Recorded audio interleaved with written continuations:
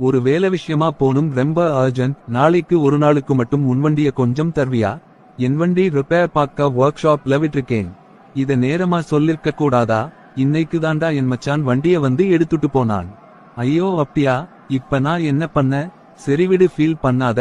எனக்கு தெரிஞ்சு உனக்கு உதவி செய்ய ஒருத்தர் இருக்காரு, நான் அவர்கிட்ட கேட்டு பாக்குறேன். அப்படியா? ஜசாக்கல்லா. உன்கிட்ட தான் வண்டி இல்லேலா, வேற ஆளுகிட்ட கேட்டுக்கோன்னு சொல்ல வேண்டியதுதானே. எதுக்கு தேவையில்லாம நீ அவருக்காக அடுத்தவங்க கிட்ட கேட்கணும்? ஏன்டா இப்படி சொல்ற? நன்மைக்கு வழிகாட்டியவருக்கும் அதை செய்தவருக்கு கிடைப்பதை போன்ற நட்பலன் கிடைக்கும்னு நபி ஸல்லல்லாஹு அலைஹி வஸல்லம் அவர்கள் சொல்லிருக்காங்க.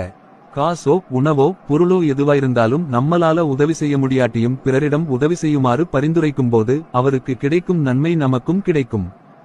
நம்ம ஒரு நன்மையை ஏவி அதை அவங்க செய்யும்போது நமக்கும் அந்த நன்மை வந்து சேரும். ஓஹோ.